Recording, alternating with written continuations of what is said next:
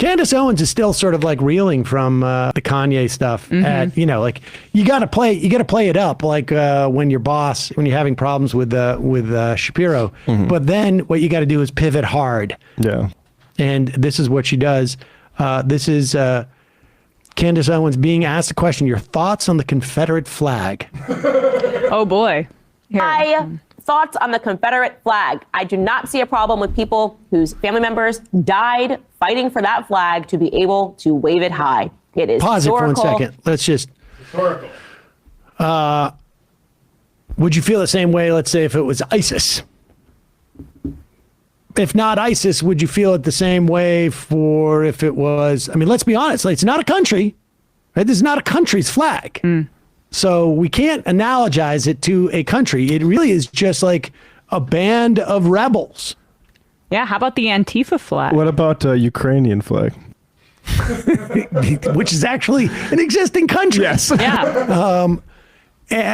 But well, let's continue here. And then we'll get into like what that flag represented. Yeah, what did they die fighting for? Exactly. And the idea that your son or daughter went and marched in a war, people are just so stupid. They think they were fighting for slavery. Those people who fought were piss poor. They never had a slave a single day in their life. They fought for the South, and their sons signed up, went to war. Pause it. Hold on for a second. First off, no, the idea that somebody's dying for a flag is absurd. Nobody dies for a flag. What does it mean that you fought for the South? Like, what does that mean? Like, you fought for the, like, what was, like, we fought for warmer climates in the United States. Exactly. Like, what does that mean? It doesn't mean anything. They were literally like paranoid about like miscegenation, stuff like that. Like, you're going to create. But also, let's also be clear.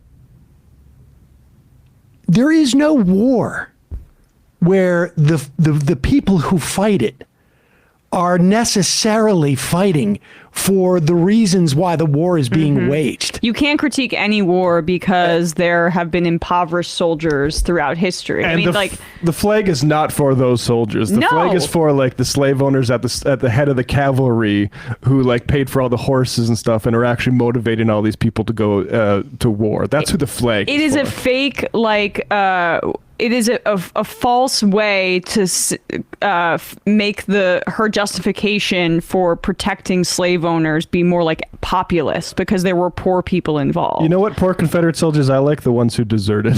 Exactly. Yeah. And let's be clear. The uniforms that they wore, the food rations that they ate, the ammunition and the weapons, they didn't pay for those. Yeah, who moved the stuff to the battlefield? Yeah. Slaves. But continue. That even having the flag or having any pride for their dead relatives is something that is wrong and dirty and backwards and racist and associated with slavery. People are so ignorant about slavery and the numbers on slavery. I mean, the idea that everyone had slaves in the South is so stupid. It was the incredibly uber wealthy. People believing that everyone today had a yacht. I mean, it's just so middle class. I'm just going to stop with that. The answer is people should be allowed to keep their Confederate flags and wave them because it represents an element of history. They are allowed to. She's wrong about that. But they are allowed to. There's no law against it. They conflate those things because there's just some sort of social penalty that makes it illegal. No, you can be an asshole and fly it on your private land. That's fine, but it doesn't need to be a part of state flags, a part of state houses.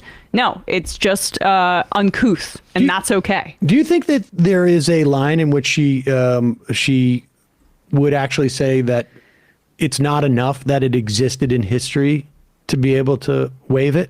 Like, let's say, I don't know, Nazi flag. I don't know if she would have a problem with that. It's history. Maybe she wouldn't have a problem with that. What about like nooses? It's also a part of history. Would you have a problem with that? She'd probably say no because this is her value to the right. She can be a black person that says that's okay. I mean, and she leans into it very enthusiastically. Is there anything that you should not be, or that you should not be not discouraged from proudly displaying simply because it's part of history?